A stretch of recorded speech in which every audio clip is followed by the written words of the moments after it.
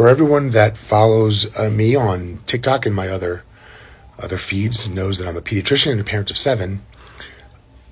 One of the messages that I like to constantly put out is that parenting is hard. Parenting is only getting harder. All of us are getting it wrong every day. And the best we can do is keep showing up and keep trying to learn and keep trying to do our best every day, knowing we're going to keep getting it wrong.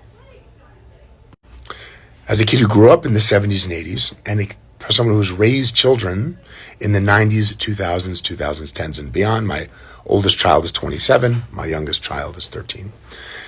I have seen how parenting culture, both as a child and as a parent, has radically changed. And these are things we don't have great control over. But the mental health impact on our kids is real. It is undeniable that we are in a mental health crisis, and our young people's mental health is suffering. It's multifactorial. There's lots of things to lay blame on. However, parenting culture and the way we do things as parents certainly has to be talked about.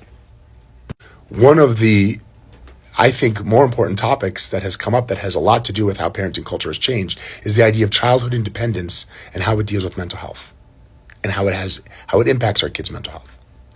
So there was a big article in the Journal of Pediatrics recently that talks about this, but there have been studies that have been presented in the mental health literature over the years, going back 5+ years, even pre-pandemic, that one of the major changes in parenting and child culture from the 70s and 80s to all of us Gen X parents and late millennials raising kids today is that there is a change in parental hypervigilance and how that impacts our children expressing childhood independence.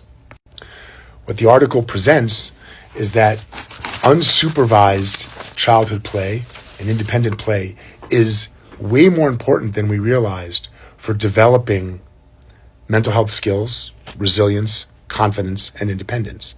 And lacking those definitely impacts our children's vulnerability to all the other things in their life that can impact their mental health with tendencies towards anxiety and depression, and how tech culture and social media culture and all of that impacts that. But there is an essential underdevelopment of these skills because of the way essential parenting culture has changed in the last 20 to 30 years. And the crux of this, if you're going to boil it down to the one thing, it's a loss of this one element of childhood, which is defined as independent childhood play. So how's that defined? It's initiated by children and not adults, and it doesn't include adult supervision and participation. For my Gen X friends and colleagues, we all recognize this as our entire childhood. We went outside, our parents really didn't follow us out, they didn't follow us around the neighborhood. Whatever kids were there, and we created our own play space and games. That was literally my entire experience in the 70s and 80s. And the same thing at school. We were sent out to recess. There were adults on the periphery protecting people from injury or to report something bad, but there was no involvement of adults in most of this type of interaction.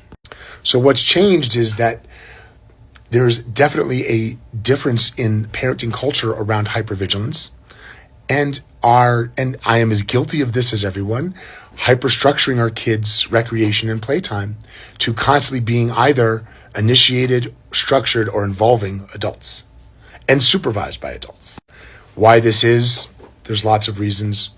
We know a lot more. We're a lot more concerned because we're constantly being given input about all the dangers and things that await our children out there if we're not there guarding them. And I'm not saying that's not valid, but there are definitely situations where those risks are overstated in our own minds because of the information sort of milieu that we live in. Is there a solution here? Is there a way to change this? I think that it's not easy. There's not one step, but one at least baby step that maybe parents can take.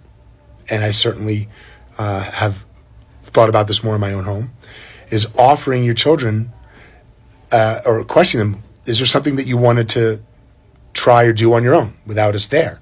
Come up with a plan and then allow them to do it. This could be something as simple as, hey, I really want to walk the dog around the block by myself. I really want to walk down, on the sidewalks to the local coffee shop or drugstore or market by myself. Something that you feel okay with at least starting, but these small forays into unsupervised independence can pay huge dividends in the way kids think about themselves and skill building as armor against a lot of the mental health things that we see coming up later on. I'd love to hear your thoughts.